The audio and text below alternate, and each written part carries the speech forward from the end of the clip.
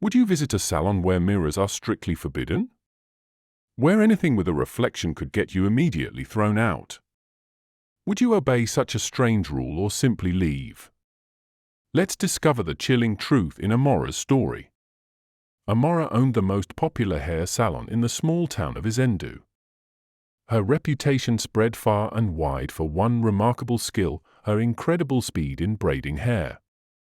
While other stylists took hours or even days to complete intricate styles, Amora could finish any client's hair in under an hour. No matter how complex the braiding pattern, how detailed the style, Amora's fingers worked with supernatural quickness. She could accommodate up to 10 clients daily when other salons managed only 2 or 3 with the same styles.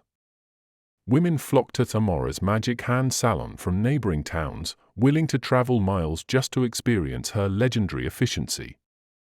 The salon constantly buzzed with activity, women chatting excitedly while waiting their turn, admiring the beautiful results on those who'd just finished their appointments. But Amora enforced one strange, unbreakable rule that everyone whispered about: absolutely no mirrors or reflective surfaces were allowed inside her salon. Ever. This rule wasn't merely a suggestion, it was enforced with almost desperate strictness. Before entering, Amora or her assistant would thoroughly check every client's bag and pockets for mirrors, reflective jewelry, or even glossy foam screens. Anyone caught attempting to sneak in anything with a reflection would be immediately removed from the premises and permanently banned from her services. No exceptions, Amora would say firmly whenever someone questioned the policy. Her voice would take on an edge of panic barely disguised as sternness. You either accept my rules or find another salon. Most clients accepted the strange condition without complaint. After all, why argue when you could get a gorgeous, intricate hairstyle completed in a fraction of the usual time? They'd simply enjoy the results in their car mirrors afterward, marveling at Amora's handiwork. One sunny Tuesday morning, a young woman named Kissi visited Amora's salon for the first time.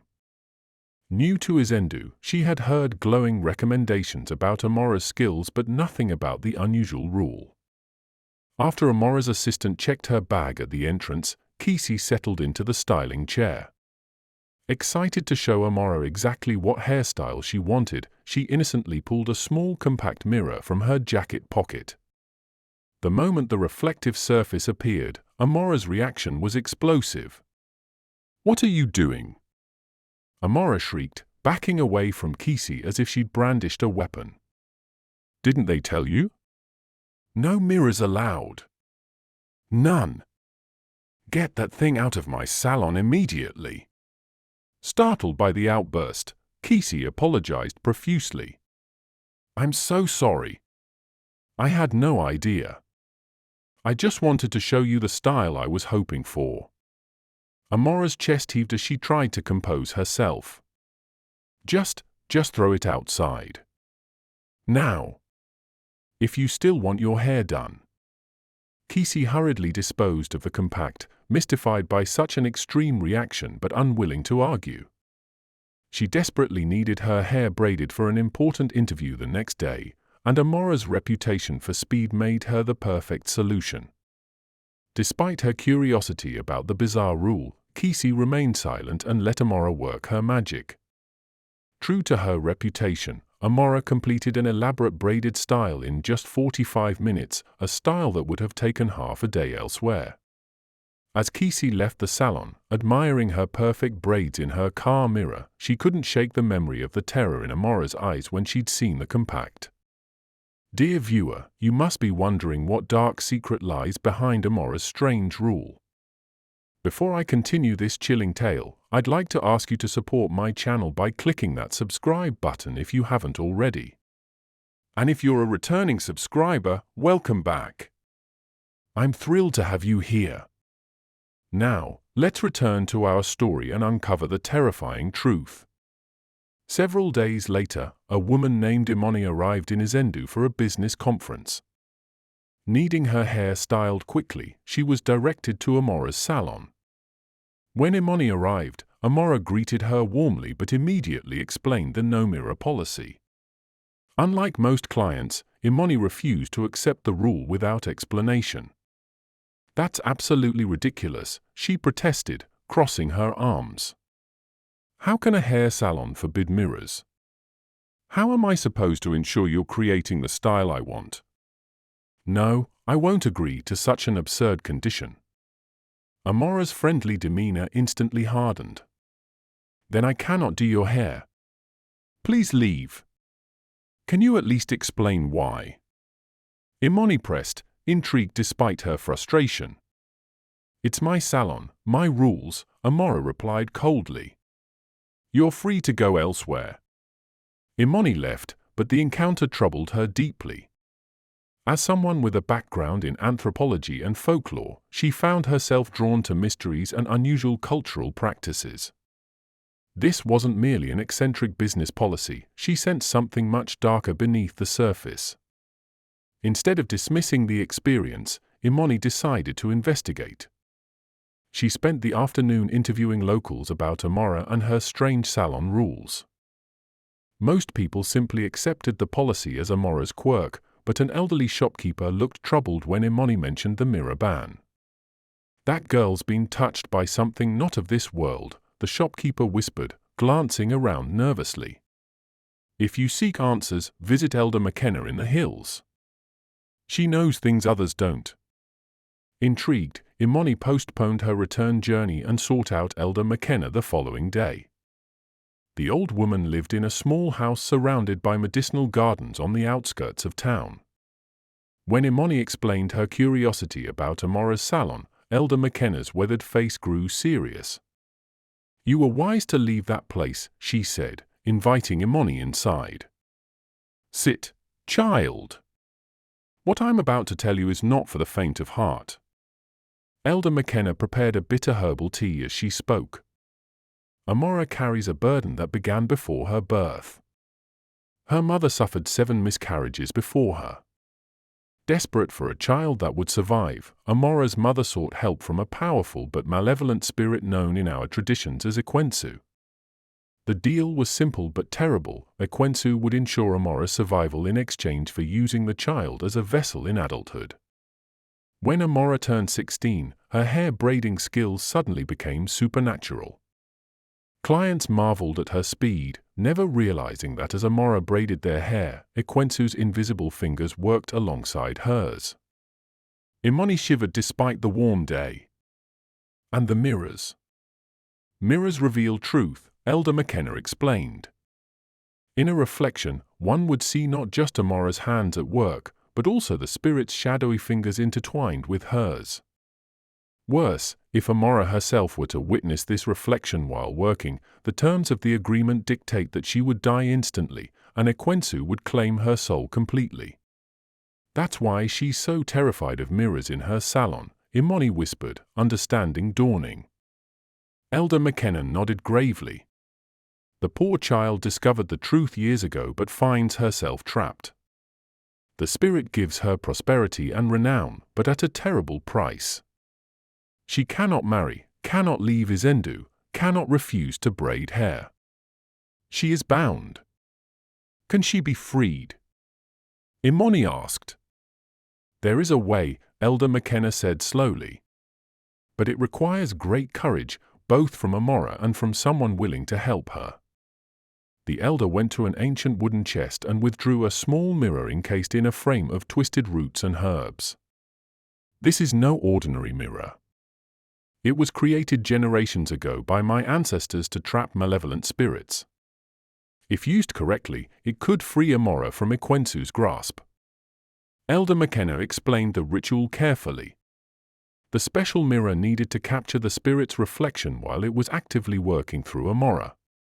Timing would be critical and dangerous. If done incorrectly, it could cost Amora her life. Imani left with the mirror carefully wrapped in cloth, her mind racing.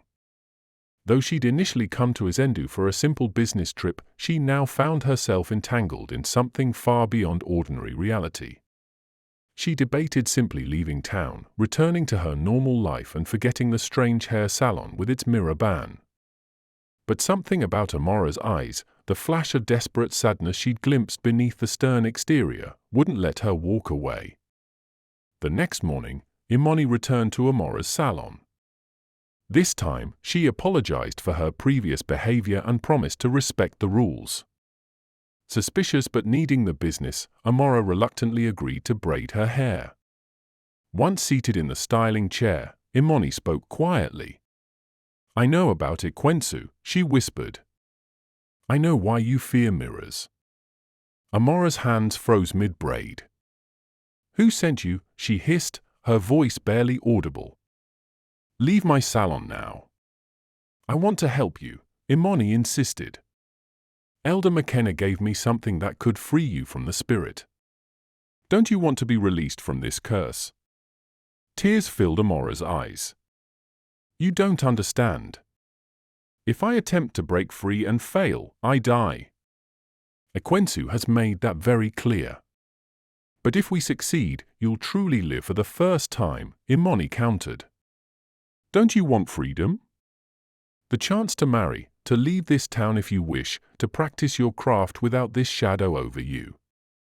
For a long moment, Amora stood frozen, conflicted emotions battling across her face. Finally, she whispered, "What would I need to do?" They formulated a plan.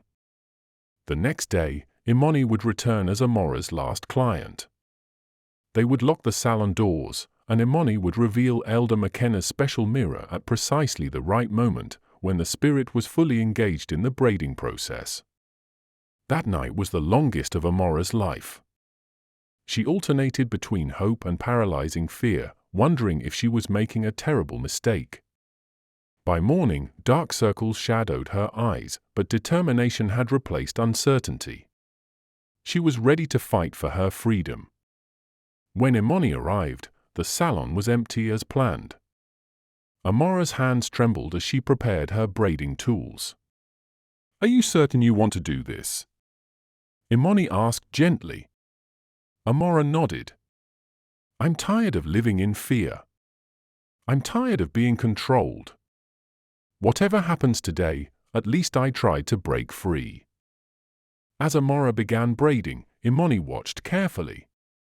Initially, Amora's movement seemed normal, if impressively quick. But gradually, something changed. An unnatural rhythm developed. Amora's fingers moved too quickly, too precisely for human capability alone. Sometimes they seemed to blur slightly, as if multiple hands worked simultaneously in the same space. "Now," Amora whispered, her voice strained. "Ikwensu is fully present." Imani carefully unwrapped Elder McKenna's special mirror and held it up, angling it to capture the reflection of Amora's working hands. The effect was immediate and terrifying. A howling wind whipped through the salon despite the closed doors and windows. Products flew from shelves, and the lights flickered violently. In the mirror's reflection, Imani could clearly see what had been invisible before: ghostly grey hands with elongated fingers intertwined with Amora's, moving with sinister grace. The mirror began to glow with an eerie blue light, its surface rippling like disturbed water.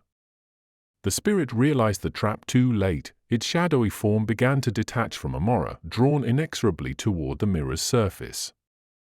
"You cannot escape me," a voice hissed, seemingly from everywhere and nowhere.